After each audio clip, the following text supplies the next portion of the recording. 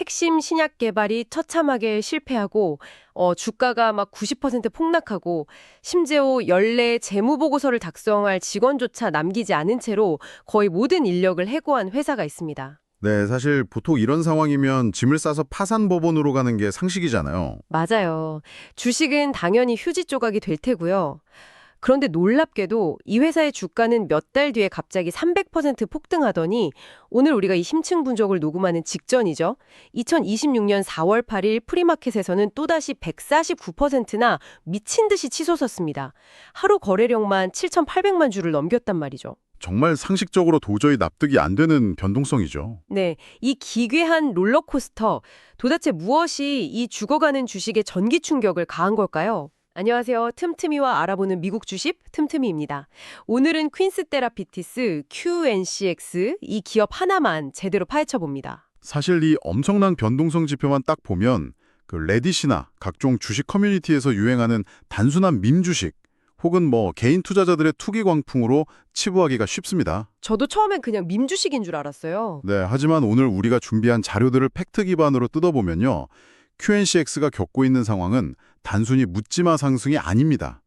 그 이면에는 기업의 명운을 걸었던 과학적 실패가 있고요. 아, 네네. 그리고 그로 인해 촉발된 아주 처절하고 폭력적인 재무구조 조정, 마지막으로 숨통을 틔우기 위한 금융공학적인 생존 시나리오가 정말 톱니바퀴차라고 맞물려 있습니다. 와, 겉보기엔 그냥 투기장 같았는데 사실은 생존을 건 데스매치가 벌어지고 있다는 거네요.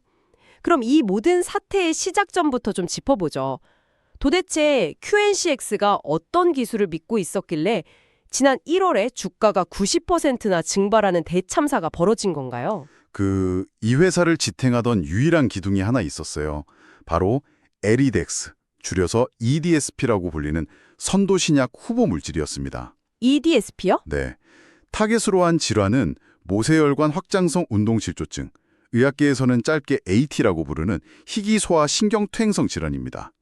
이게 메커니즘을 이해하는 게 중요하거든요. 네, 어떤 병인가요? 환자들이 보통 5세 이전에 진단을 받는데 DNA 손상을 복구하는 유전자에 결함이 생겨서 신경세포가 점진적으로 파괴됩니다. 그래서 아이들이 점차 걷는 능력을 잃고 휠체어에 의존하게 되고요. 아, 너무 안타깝네요. 네, 게다가 면역체계가 무너져서 치명적인 감염이나 악성 종양에 무방비로 노출됩니다. 평균 수명이 25세에서 30세에 불과한데 사실 더 참담한 거는 현재 전 세계적으로 이 병의 진행을 늦추거나 치료할 수 있도록 승인된 약물이 단 하나도 없었다는 사실이죠. 와, 승인된 약이 하나도 없었다면 QNCX가 개발하던 그 EDSP라는 약이 환자들에게는 진짜 유일한 희망이었겠네요. 도대체 어떤 원리로 이 불치병을 치료하려고 했던 건가요?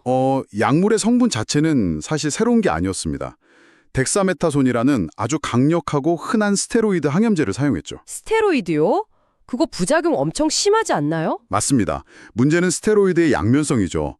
염증을 억제하는 효과는 탁월하지만 전신에 고농도로 장기간 투여할 경우 환자의 부신 기능을 억제하고 심각한 독성을 유발하거든요. 안 그래도 면역력이 약한 AT 환자들에게는 치명적일 수 있습니다. 그렇겠네요. 그렇겠네요. 그래서 QNCX는 약물을 투여하는 전달 방식을 완전히 뜯어 고쳤습니다. 환자 본인의 몸에서 적혈구를 추출한 뒤에요. 아, 피를 뽑아서요? 네, 그 적혈구 내부에 덱사메타손을 주입해서 캡슐화하고 다시 환자에게 수혈하는 자동화 공정을 개발한 겁니다. 아, 쉽게 말해서 강력한 스테로이드 약물을 환자의 적혈구라는 안전한 택배 상자에 넣어서 부작용 없이 배송하는 거네요? 우리 몸의 면역체계가 고농도 스테로이드를 독소로 이식해야 하는데 자기 자신의 적혈구라는 껍데기를 쓰고 있으니까 무사 통과시켜주는 원리인가요? 정확합니다. 환자 자신의 세포를 운반체로 썼기 때문에 면역 거부 반응을 피할 수 있고요. 적혈구가 혈관을 타고 순환하면서 스테로이드를 아주 천천히 지속적으로 방출하게 됩니다. 한 번에 폭탄을 터뜨리는 게 아니군요. 네, 한 달에 걸쳐 서서히 약효를 스며들게 하는 거죠.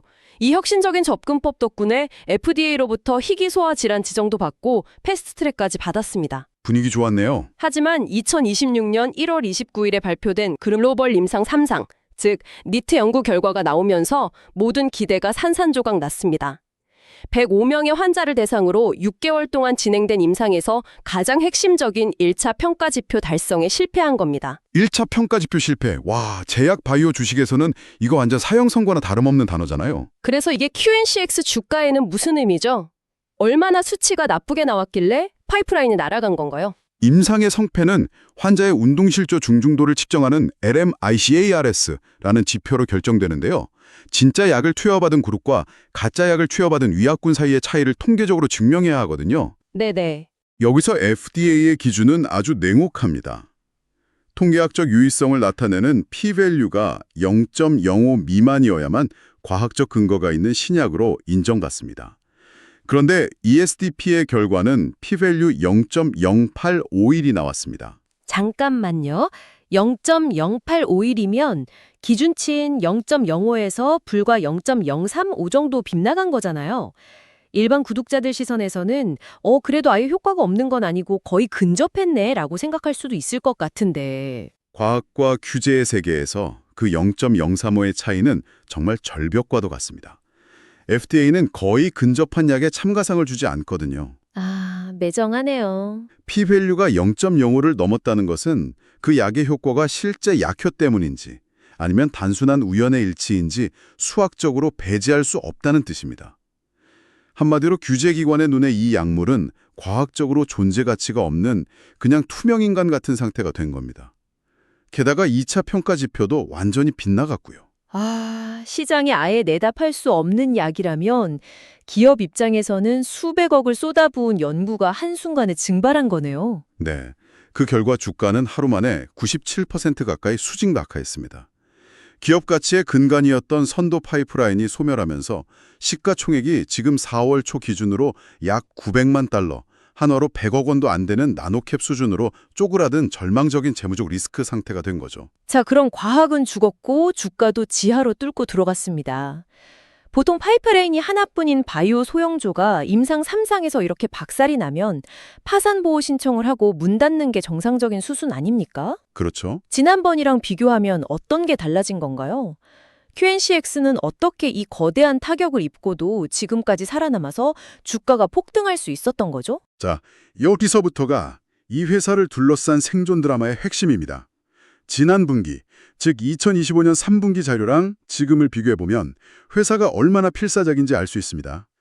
3분기 당시 회사는 약 2,630만 달러의 현금을 들고 있었습니다. 생각보다 현금은 좀 있었네요. 네, 그런데 유럽투자은행 EIB에 갚아야 할 부채가 무려 1,640만 달러나 있었죠. 와, 빚이 엄청났네요. 그래서 1월에 임상이 실패하자마자 회사는 생존을 위해 극단적인 지열 작업에 들어갑니다. 가장 극적으로 달라진 점이 바로 부채와 인력입니다. 대규모 인력 감축을 무자비하게 단행했어요. 얼마나 무자비하게 잘났길래요? 회사의 재무 상태를 법적으로 보고해야 하는 10-K 연례 보고서를 작성할 회계 및 재무부서 인력조차 잘라버려서 제출 기한을 연기한다는 공시를 띄울 정도였습니다. 회계팀까지 다 잘라버려서 법정 보고서도 못 낸다고요. 와, 구독자 여러분, 기업이 10-K 제출을 지연한다는 건 주식시장에서 정말 엄청난 적색 경보거든요. 그런데 회사가 이렇게 피를 흘리는 동안 그 거대한 은행 빚은 어떻게 처리한 건가요? 놀랍게도 2026년 4월 1일 QNCX는 채권자인 EIB와 기적적인 합의를 이끌어냈다고 발표합니다. 원래 갚아야 할 약 1,640만 달러의 부채를 단 550만 달러만 지불하고 완전히 청산하기로 한 겁니다. 네. 원금의 3분의 1만 갚고 빚의 굴레에서 완전히 벗어난 거죠. 잠깐만요. 부채를 66%나 탕감받고 털어냈다는 건 표면적으로는 훌륭한 뉴스죠. 빚이 사라졌으니까요. 하지만 채권자인 은행 입장에서 역으로 생각해 볼까요? 은행이 바보도 아니고 자기 돈을 풍기했다. 이건 은행 측에서 이 회사가 파산해서 남은 현금마저 휴지 조각이 되기 전에 차라리 3분의 1이라도 건지고 빨리 손절하는 게 낫겠다고 판단했다는 거잖아요. 아주 예리한 지적입니다. 부채가 사라진 건 좋은 일인데 현금이 말라가고 보고서 제출도 밀렸다면 이거 QNCX 주가에 어떤 영향을 주나요? 정확히 그 지점을 보셔야 합니다. 부채 청산은 분명 긍정적이지만 동시에 회사가 그만큼 아주 절박하다는 반증이기도 합니다. 지난 분기 현금에서 빚 갚는 데 550만 달러를 썼고 그동안 구조조정 비용으로 매달 현금이 증발하고 있죠. 당장의 파산 위기는 넘겼지만 이건 전형적인 타임어택 상황입니다. 타임어택이요? 네, 추가 자금 조달이나 매각 없이는 올해 2026년 하반기를 버티기 힘든 벼랑 끝에 서 있는 겁니다. 아, 타임어택. 결국 회사를 살리려고 빚을 갚은 게 아니라 몸집을 가볍게 만들어서 회사를 팔기 위해 장부를 깨끗하게 청소한 거였군요. 이게 최근 주가 폭등 원인으로 연결되는 거겠죠? 그렇습니다. 2월 11일에 주가가 300% 이상 폭등하고 11억 주 이상의 거래량을 기록한 이유가 바로 이겁니다. 회사가 라이프사이 캐피탈이라는 재무고문을 전격 고용해서 합병, 자산 매각, 리버스 머저 같은 전략적 대안을 모색하겠다고 발표했거든요. 아, 매각 고문을 고용한 거네요. 네, 그리고 4월 8일 프리마켓에서 149% 상승한 것 역시 비청산 소식이 M&A 기대감에 불을 지피면서 리테일 투자자들의 투기적 매수세가 몰린 결과라고 볼 수 있습니다. 그럼 남아있는 파이프라인 중에 그 뼈 치료제인 NOV004라는 게 있던데 쉽게 말해서 이제 뇌 질환 대신 뼈 치료제로 방향을 틀어서 피봇을 해서 새로운 돌파구를 찾거나 아예 회사를 통째로 팔국리를 하고 있다는 거네요? 뼈질환 치료제로 피벗하겠다고는 하지만 냉정하게 팩트 폭격을 좀 하자면 아직 동물 실험 수준의 전임상 단계에 불과합니다. 돈도 시간도 없어요. 사실상 M&A를 위한 구색 맞추기용이라고 보셔야 합니다. 아, 역시. 그리고 여기서 리스크 하나 더 말씀드리면요.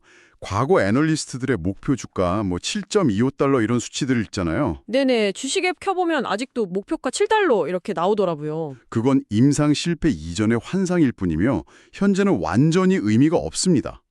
지금은 주가가 0.088달러에서 0.41달러 밴드로 오가는 극단적인 동전주 영역입니다. 와, 목표 주가만 보고 들어갔다가는 큰일 됐네요. 그나저나 요즘 시장에 이런 밈 주식 현상이 너무 흔해진 것 같아요. 다른 회사들도 막 이런 식으로 폭등하곤 하잖아요. 네, 시장 전반적으로 그런 유동성 쏠림 현상이 잠깐만요. 그래서 이게 QNX 주가에는 무슨 의미죠? 결국 M&A가 안 되면 그냥 껍데기만 남는 거 아닌가요? 맞습니다. M&A 파트너를 찾지 못한다면 엄청난 물량의 주식을 헐값에 새로 발행해야 현금을 확보할 수 있는 극단적인 딜루전, 즉 주식 희석 리스크를 안고 있습니다. M&A 성공하면 폭등, 실패하면 영에 수렴하는 상황이죠. 오늘 정말 많은 걸 배웠습니다. 임상 3상 실패라는 치명상을 입었지만 공격적인 부채 청산과 구조조정을 통해서 M&A나 리버스 머저를 위한 깨끗한 껍데기, 즉 쉘로 거듭나며 생존을 모색 중인 QNX의 현재 상황이네요. 네, 그렇습니다. 구독자 여러분, 이런 바이오 소형주의 드라마틱한 뉴스, 부채 탕감이나 매각고분 고용 같은 이슈에 휩쓸려서 과거의 높은 목표 주가만 보고 투자하는 게 얼마나 위험한지 아시겠죠? 팩트 기반 투자가 정말 중요합니다. 마지막으로 제가 논의되지 않았던 새로운 관점을 하나 제시해드리고 싶은데요. 어떤 건가요? 어쩌면 QNCX의 진짜 가치는 더 이상 약에 있는 것이 아니라 미국 증시에 상장하고 싶어하는 다른 기업을 위한 나스닥 상장 티켓, 즉 우회 상장용 쉘 그 자체에 있을지도 모릅니다. 상장 티켓이요? 네, 그렇다면 이제는 약효가 아니라 경영진의 협상력이 이 주가를 결정하게 되겠죠. 와, 약을 만드는 회사가 아니라 상장 티켓을 파는 회사가 되었다. 정말 소름 돋는 통찰입니다. 자, 구독자 여러분은 QSX의 미래를 어떻게 보시나요? 이 처절한 생존 게임의 끝은 어디일까요? 댓글로 여러분의 생각을 남겨주세요.